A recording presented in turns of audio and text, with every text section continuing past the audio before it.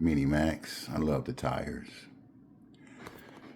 Got some green tires coming from the Mini XRT. But I'm going to talk to you this morning about a few parts that I had to go out and get for the Mini Max.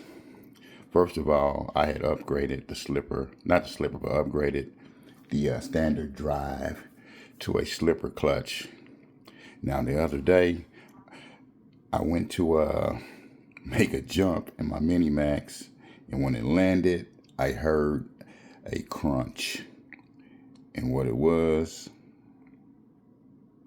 I don't know if you can see that right there, but that piece of metal right there, where the gearing had came through, or it just tore itself up, And Traxxas need to come up with better components or give us some metal on things like slipper clutches and differentials. So I had to take that out and replace it with the standard drive that was in there. I went to a 21 tooth pinion, blew out my pinion for the front, replaced that, along with the ring gear for the differential, and the 21 tooth pinion. I like the way it feels in the Mini Max. I like the way that it runs and it handles.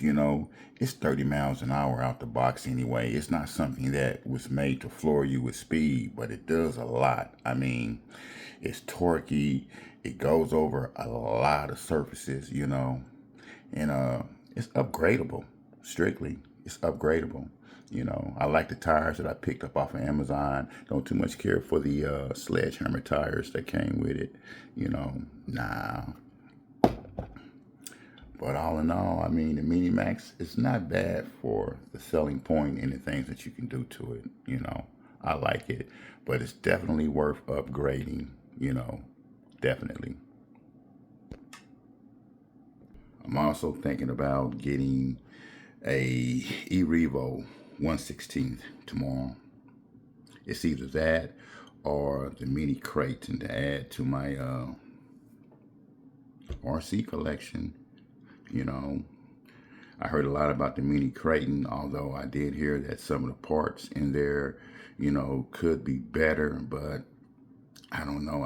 It's either that or the eRevo 1/16. We'll see tomorrow. I like the eRevo because I've been wanting the true 1/16, and it's upgradable. I can make it into a little rocket. So I'm leaning more towards the eRevo. We'll see tomorrow though when I get into the hobby shop, because when you get there, things seem to change. Our eyes get big as kids in a candy store when we in those hobby shops. But this far, I like the RCs that I have, and gonna get a hell of a lot more.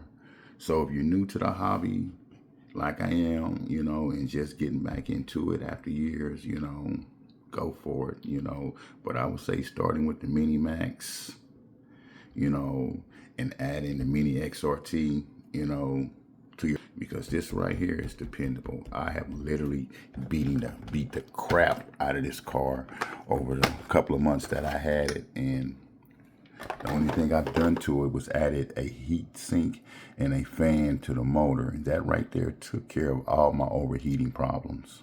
Yes, it did. I'm gonna have to do the same thing here to the Mini Max though. I'm feeling with that upgraded 21 pinion, because it shut down on me yesterday for a little bit. I put a heat sink on it, but I'm gonna do something better with that. But yeah, it shut down on me and I was shocked. But I was also running it, it wasn't really hot yesterday at all. But yeah, it shut down on me. Waited a few minutes, let it cool down, and it started right back up, but I like the Mini Max. It's a beast if you ask me. You just gotta do some upgrades, do a little twerking to it, and get it the way that you want it, The Mini XRT, you just got to learn how to drive this thing right here, because 40 miles an hour out the box is kind of hard to handle. And that's just being honest. So I can understand why they put a 2S battery in there and not a 3S battery with it out the gate, because you got to learn how to drive on 2S before you go straight to 3S. You think 40 miles an hour is fast. Wait till you see this thing going 55 plus, you know, and it gets to cartwheeling and tumbling, you know, and the worst thing that you want is for it to run into a car and hit somebody. So please, when you're driving these things, big parking lots, open area, that's where I tend to go. Love my RCs, and I will be back with a new car tomorrow. What? We'll wait and see. JD out. We're all about RCs.